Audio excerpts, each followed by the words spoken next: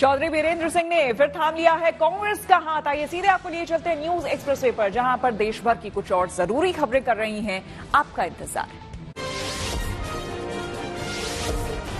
लोकसभा चुनाव के बीच हरियाणा में बीजेपी को बड़ा झटका लगा। पूर्व केंद्रीय मंत्री चौधरी वीरेंद्र सिंह एक बार फिर से कांग्रेस में शामिल हो गए। इस मौके पर उन्होंने कहा कि उनकी घर वापसी नहीं बल्कि विचारधारा की वापसी है। चौधरी वीरेंद्र सिंह के साथ उनकी पत्नी प्रेमलता सिंह भी कांग्रेस से जुड़ गयीं। एक महीने पहले उनके बेटे बृजेंद्र सिंह भी बीजेपी छोड़कर कांग्रेस में शामिल हो गए थे। प्रधानमंत्री नरेंद्र मोदी ने अपना चुनाव प्रचार अभियान तेज कर दिया। उन्होंने पहले उत्तर प्रदेश के पीलीभीत में एक जनसभा की। इसके बाद वो दोपहर में मध्य प्रदेश के बालाघाट भी पहुंचे। अपनी जनसभा के जरिए पीएम मोदी ने एक बार फिर से राम मंदिर प्राण प्रतिष्ठा कार्यक्रम में कांग्रेस के न पहुंचने का मुद्दा उठाया। अपनी इन रैलियों के बाद प्रधानमंत्री ने चेन्नई में एक रोड शो भी किया। इंडी गठबंधन वालों को मोदी को रोकना नहीं है, देश के विकास को रोकना है। गृह मंत्रालय ने मुख्य चुनाव आयुक्त राजीव कुमार को जेड कैटेगरी की सुरक्षा दी। इंटेलिजेंस ब्यूरो की रिपोर्ट के बाद ये फैसला लिया गया। जेड श्रेणी की सुरक्षा में कुल 33 सुरक्षाकर्मी तैनात रहते हैं।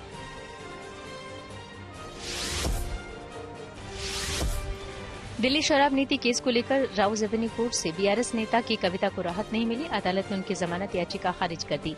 साथ ही उनकी न्यायिक हिरासत 23 अप्रैल तक के लिए बढ़ा दी गई।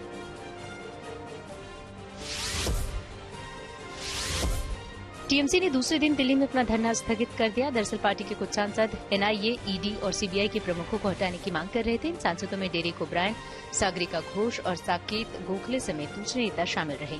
वैसे इस धरना प्रदर्शन में आम आदमी पार्टी के नेता सौरभ भारद्वाज भी शामिल हुए।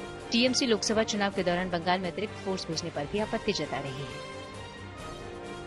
कंगना के खिलाफ कांग्रेस का उम्मीदवार लगभग तय हो चुका है। आइए आपको सीधे लिए चलते हैं न्यूज एक्सप्रेसवे पर, जहां देश दुनिया की कुछ और जरूरी खबरें कर रही हैं आपका इंतजार।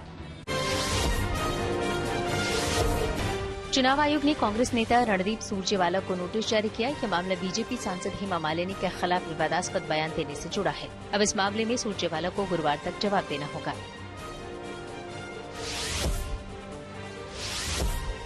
हिमाचल प्रदेश सरकार में मंत्री विक्रमादित्य सिंह अभिनेत्री कंगना रनौत के खिलाफ चुनाव लड़ेंगे। कंगना मंडी लोकसभा सीट से चुनावी मैदान में है। हालांकि अभी ये सीट कांग्रेस के पास है, जिसमें पिछले उपचुनाव के दौरान विक्रमादित्य सिंह की मां प्रतिभा सिंह सांसद चुनी गई थी।